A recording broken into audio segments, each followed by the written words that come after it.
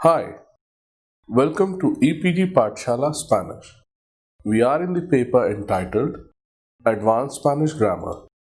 I am Gaurav Kumar and I teach Spanish in the Center of Spanish, Portuguese, Italian and Latin American Studies in Jawaharlal Nehru University, New Delhi. The title of this module is Repaso 3. In this module, we will try to assimilate what we have covered in the previous modules of the conjunctions and prepositions. You already know that countable nouns take up definite articles or numbers, like in the case of example of un coche, a car, dos libros, two books, unos chicos, some boys. Whereas uncountable nouns, leche, agua, cannot use the indefinite article or numbers. Una leche, una agua is incorrect. So some examples are hay leche en la nevera. There is some milk in the refrigerator. No hay agua en la botella. There isn't any water in the bottle.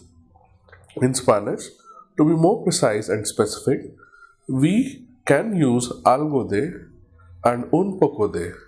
They are masculine singular constructions and are used with uncountable nouns in affirmative sentences and in questions. Hay algo de leche en la nevera. There is some milk or a little milk in the refrigerator. ¿Me puedes prestar algo de dinero? Can you lend me some money? Plural determiners or quantifiers in Spanish are unos, unas, algunos, algunas, unos cuantos, unas cuantas, unos pocos, unas pocas. These agree in gender with their corresponding noun and are translated as some or a few. Hay unas cuantas chicas guapas en mi clase. There are a few beautiful girls in my class. Hay unos cuantos extranjeros en la universidad. There are some foreigners in the university. El profesor me dio algunas novelas interesantes. The professor gave me some interesting novels. For the purpose of negative sentences, Spanish uses ningún, ninguna with singular countable nouns. No hay ningún programa bueno en la televisión esta noche. There isn't any good program on TV tonight. Ningún hombre debería abusar a su mujer. No man should abuse his wife. La policía no ha detenido a ninguna persona para el crimen. The police have not arrested anybody for the crime. In negative sentences, it is common to use nada de with uncountable nouns. No tengo nada de dinero. I don't have any money. Este collar no tiene nada de valor. This necklace has no value. Nada de can also be used with adjective to intensify the quality in the negative sense. Él no es nada de inteligente. He is not at all intelligent. Esta música no tiene nada de original. This music has nothing original in it. The forms of ninguno and ninguna can also be used as pronouns. ¿Hay alumnos en la clase? Are there students in the class? No, no hay ninguno. No, there aren't any. ¿Te gustan estas camisas? Do you like these shirts? Ninguna me gusta. I don't like any. Algún, that is the shorter form of alguno before masculine nouns, and alguna are common with uncountable nouns and they have to agree in gender with the noun. Algún día te arrepentirás. Someday or one day you will repent. To translate one day in the sense of the past, it cannot be translated as algún. We have to use un día in that case. Un día el rey se fue de caza al bosque. One day the king went hunting in the jungle. No encuentro las llaves, estarán en alguna parte de la casa. I don't find the keys, they must be somewhere in the house. Alguno alguna can also be used in negative sentences and it is the same as ninguno ninguna. The noun always comes before alguno alguna. Ellos no tienen motivo alguno para matarte. It is same as ellos no tienen ningún motivo para matarte. They don't have any motive to kill you. Esta mañana no he recibido llamada alguna. Esta mañana no he recibido ninguna llamada. This morning I haven't received any calls. Alguien is always an indefinite pronoun. It is used with the verb in third person singular form. Alguien ha abierto la ventana. Someone has opened the window.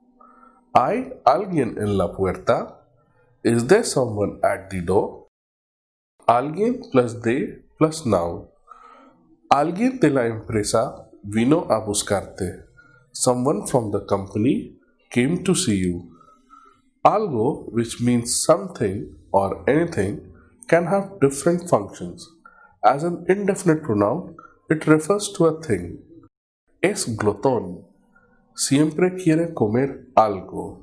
He is a glutton. He always wants to eat something. Algo also can be paired with adjectives. Espero que te pase algo bueno. Últimamente has tenido mala racha. I hope something good happens to you, as lately you have had bad luck.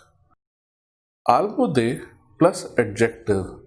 This means a part of or a bit of. In this case, it is not necessary that the adjective agrees with the subject. Tu prima tiene algo de loca. Tu prima tiene algo de loco. Both sentences are right and they mean your cousin is a bit crazy. Nadie means nobody. In a negative sentence beginning with no, it can come after the verb, and if the sentence starts with nadie, then in that case, no is omitted. If in a question there is alguien and the response to the same is negative, then nadie is used. ¿Conoces a alguien en el ejército? No, no conozco a nadie. Do you know someone in the army? No, I don't know anybody in the army. In the same way, algo, which means something or anything, when used in a question, then in the response nadie, nothing or anything is used. ¿Rompiste algo en el salón en la fiesta de ayer? No, yo no rompí nada. Did you break something in the party yesterday? No, I didn't break anything. ¿Ha decidido algo el comité? Nada ha sido decidido todavía. Has the committee decided anything? Nothing has been decided yet. Somewhere translates as algún lugar or algún sitio. When location is meant, these expressions are preceded by the preposition en. If movement toward a point is meant, the preposition that must be used is a. Tienen que estar en algún sitio. They must be somewhere. Vámonos a algún sitio. Let's go somewhere. In the negative, ningún lugar or sitio is used. No están en ningún lugar. They aren't anywhere or they are nowhere. Cualquier is used to mean any in the sense of anyone. Coge cualquier carta. Take any card. Cualquier cosa translates as anything, and cualquiera translates as anybody or anyone. Di cualquier cosa. Say anything. Cualquiera podría hacer eso. Anybody could do that. All, everything, and the whole. All is translated as todo. When used as an adjective, it agrees in gender and number with the noun or pronoun. Se ha acabado toda la leche. All the milk has finished. Todo este dinero es mío. All this money is mine. The whole is translated as todo, toda, and the whole of is also translated as todo, toda. Todo el grupo se quedó despierto toda la noche. The whole group stayed awake the whole night. Toda la India rezaba por la salud de su líder político. Whole of India was praying for the health of their political leader. Everybody, everywhere, and each. When the speaker refers to all members of a group as a whole, then every is translated as todos los or todas las. And if the speaker considers the members individually, then cada, which often means each, is used. One can translate everybody, everyone as todo el mundo, but there are other forms also, such as toda la gente or todos. Todos vieron el asesinato. Everybody saw the assassination. Yoga es un fenómeno internacional y toda la gente lo practica. Yoga is an international phenomenon and everyone practices it. Todo toda can be used as an adverb to give emphasis when used as todo toda followed by indefinite article and followed by noun. Ella se ha hecho toda una mujer. She has become a complete woman. Todo toda plus adjective. El paquete llegó todo roto. The packet came all broken. Se pintó la pared toda blanca. The wall was painted all white. Ser todo toda plus noun shows predominance of a quality in a person. Marta es toda pasión. Marta is very passionate. Antonio es todo manos. Antonio is very touchy. Soy todo oídos. I am all ears. I am listening to you. Say what you want to. Both.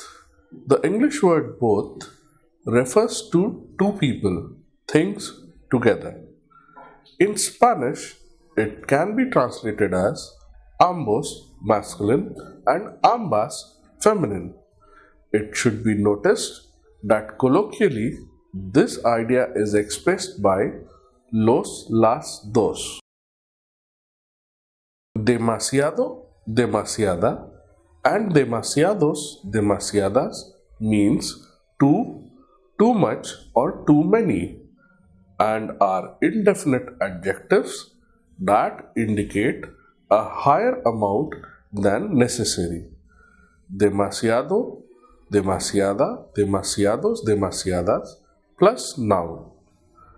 En las calles de Delhi hay demasiada contaminación. There is too much pollution on the streets of Delhi. You already know that mucho, mucha, muchos, muchas is used as adjective with nouns and mucho, the invariable form, is used as adverb. Like adjective, hay muchos alumnos en mi clase de español. There are many students in my Spanish class. As adverb, él estudia mucho. He studies a lot. Mucho can be used in the following structures. Mucho plus antes o después que. Yo terminé el trabajo mucho antes que los demás. I finished the work much earlier than the others. Islam se fundó mucho después que las otras religiones. Islam was founded much later than the other religions. Bastante bastantes means enough. and it is an indefinite determiner. They don't change with gender but agree with number of the corresponding noun. Tengo bastante paciencia.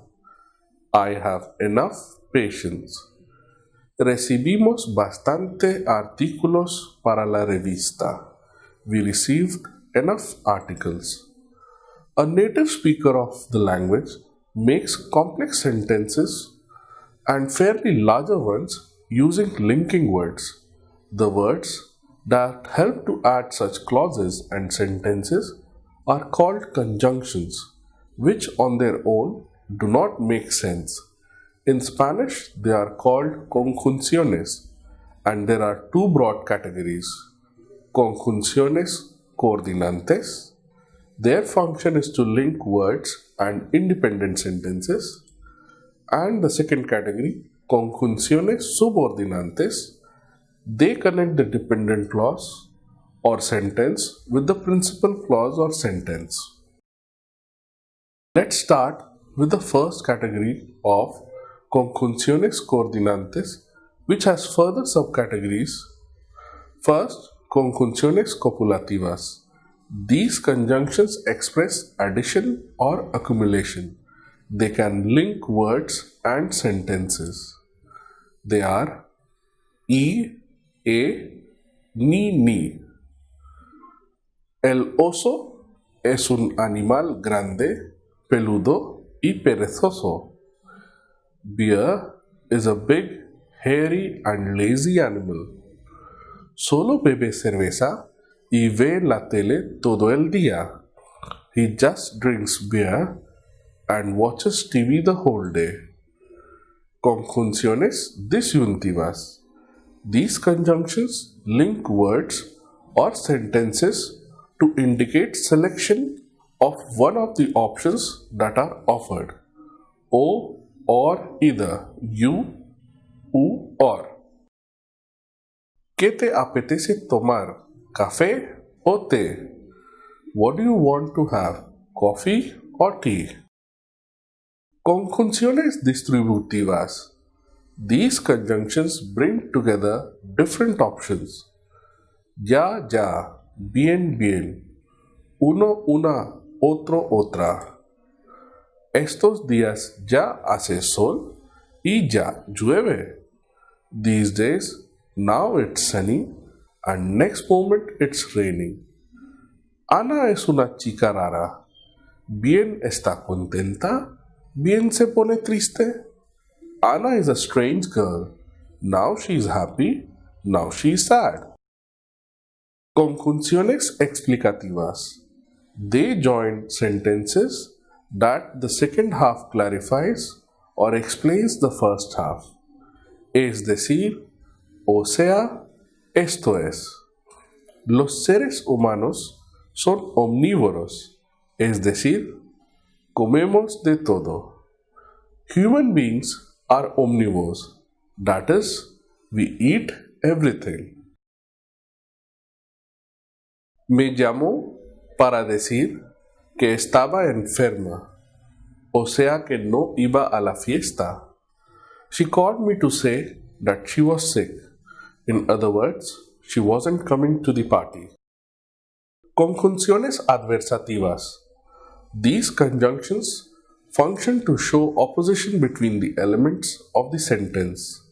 Generally, they reject or negate the first and affirm the second element. These are pero, más, sino, sin embargo, no obstante, antes bien, con todo, más bien, fuera de, excepto, salvo, menos, más que, antes. Más without accent means but or however. It is generally used in poetry or formal texts. Carlos tiene un coche, mas no tiene carné de conducir. Carlos has a car, but he doesn't have a driving license. Sin embargo, nevertheless, dice que no come mucho. Sin embargo, se ha engordado demasiado. He says that he doesn't eat much. Nevertheless, he has become too fat. Antes bien means rather or on the contrary. No les grites a los niños. Antes bien, sé cariñoso con ellos. Don't shout on the kids. Rather, be loving to them. Al contrario means rather. No llegaron tarde. Al contrario, fueron los primeros en llegar. They didn't arrive late. On the contrary, they were the first ones who arrived. Salvo means except. El terremoto ha impactado en todo el norte de la India, salvo en Punjab y Delhi. The earthquake has impacted the whole North India except Punjab and Delhi. Now let us take up the conjunciones subordinantes. As mentioned earlier, these are conjunctions that connect two clauses or sentences, the second being subordinate to the first or primary. Types and examples of conjunciones subordinantes. Conjunctions of place. These indicate the place where the action happens. Donde, en donde, a donde, por donde, etc. Estoy dispuesto a ir donde me pida usted. I am ready to go wherever you ask me to go. Stop it, please. Types and examples of conjunciones subordinantes. Conjunctions of place. These indicate the place where the action happens. Donde, en donde, a donde, por donde, etc. Estoy dispuesto a ir donde me pida usted. I am ready to go wherever you ask me to go. El serpiente salió por donde había venido.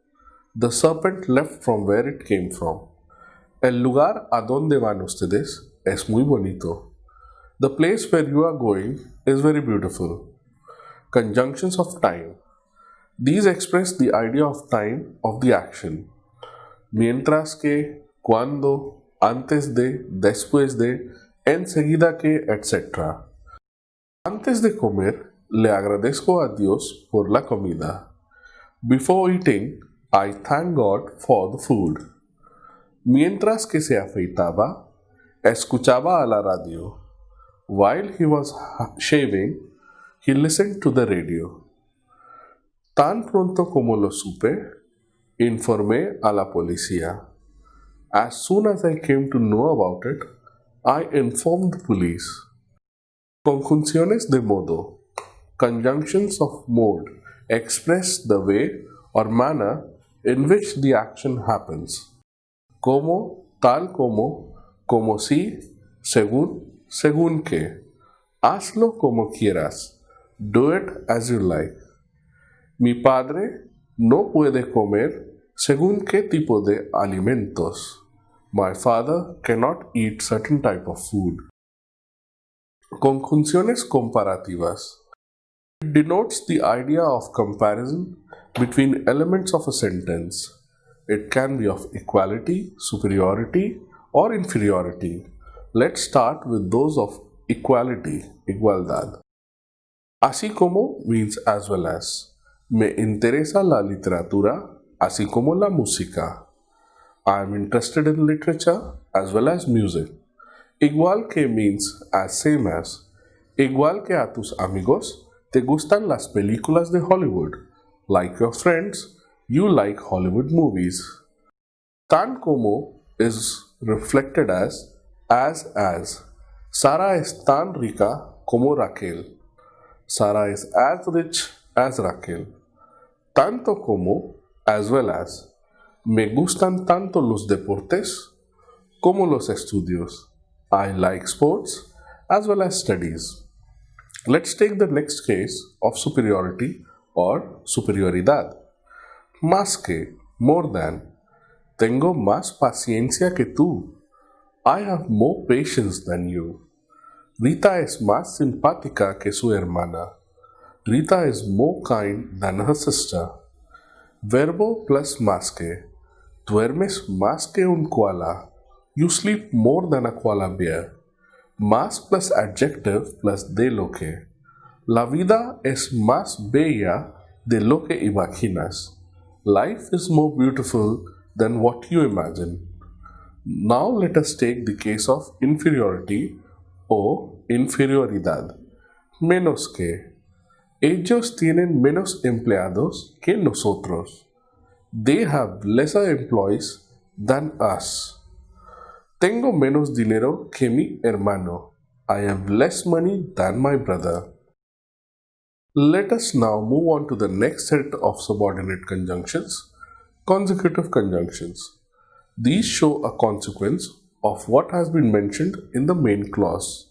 Luego, así pues, con que, así que, por consiguiente, por tanto, por lo tanto, pues, por eso, de manera que, de modo que. Estoy enfermo, así que no puedo ir a la universidad. I am sick, that is why I can't go to the university. Este verano he tenido mucho trabajo que hacer, por lo tanto, no he ido de vacaciones. This summer, I have had a lot of work to do. Therefore, I haven't gone for vacations. Pienso, luego existo. I think, therefore I am. Ayer nevó mucho de modo que bloqueó la carretera nacional por un día. It snowed a lot yesterday, so much so to block the national highway for a day. Next we will discuss the conjunciones causales. These express the cause or reason of the principal or first sentence. Debido a, porque, pues, ya que, puesto que, pues que, por. De, como, por razón de que, en vista de que, dado que, por tanto, a causa de que, por lo cual. Dejó sin pintar las ventanas, pues pensó que nadie lo notaría.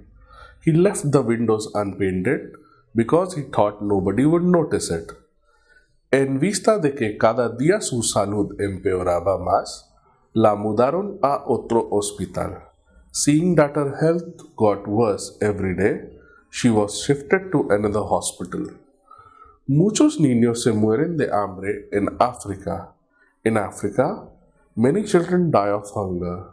Hubo un accidente, por lo cual tuvimos que esperar. There was an accident due to which we had to wait. Debido a la sanción económica, el país sufrió muchos problemas. Due to economic sanction, the country suffered many problems. Conjunciones concesivas. These express an objection or difficulty in fulfillment of what the main sentence requires. Aunque, porque, si bien, aun cuando, a pesar de que, siquiera, bien que mal, mal que. Aunque llueva, iré al colegio. Although it may rain, I will go to school. Por mucho que le ruegues, no lo hará. Doesn't matter how much you request him, he will not do it. El viejo director tiene mucha experiencia, si bien nunca ha utilizado los ordenadores. The old director has a lot of experience, although he has never used computers. Next is conjunciones condicionales. These indicate the condition that must be met to fulfill what the main sentence states. Si, como, a menos que, en caso de que, siempre que, con tal de que. En caso de que suceda alguna urgencia, llama a la policía. In case of any emergency, call the police. Puedes usar la motocicleta siempre que papá te dé el permiso. You can use the motorcycle as long as Papa gives you permission. Conjunciones finales. These indicate the purpose or aim of the principal sentence. Para que, a fin de que, con el fin de que. Trabajo duro para que mi familia viva bien. I work hard so that my family lives well. Pienso en comprar coche A fin de que llegue a tiempo a la oficina. I think of buying a car so that I reach office on time. El profesor repite cada frase 2 veces con el fin de que se aclare la pronunciación. The professor repeats each sentence twice so that the pronunciation is clear. Let us see the different types of prepositions now. First, we start with the preposition related to location and position. En. All the following expressions with en give the answer to the question ¿Dónde? Where?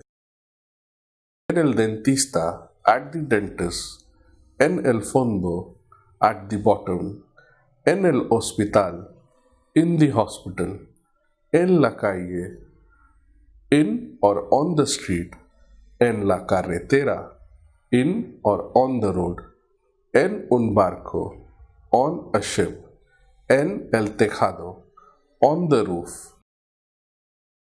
With nouns that clearly refer to surface, tejado, suelo, mesa, etc., you can also use the preposition sobre. Las llaves están sobre la mesa. The books are on the table. Los niños caminaban sobre el tejado. The children were walking on the roof. Nosotros estábamos tumbados sobre el frío suelo. We were lying on the cold floor. The preposition por is also used for referring to an approximate area. El famoso restaurante está por el centro. The famous restaurant is in the city center. The preposition entre, along with the conjunction y, can be used to denote the space between 2 points. Entre la ciudad y el monte hay un bosque. Between the city and the mountain there is a jungle. The conjunctions and prepositions are of great value to a language, and with a slight change they can change the meaning of the sentence. Hence, it is good that we have practiced in great detail their functions and context. Thank you. Gracias.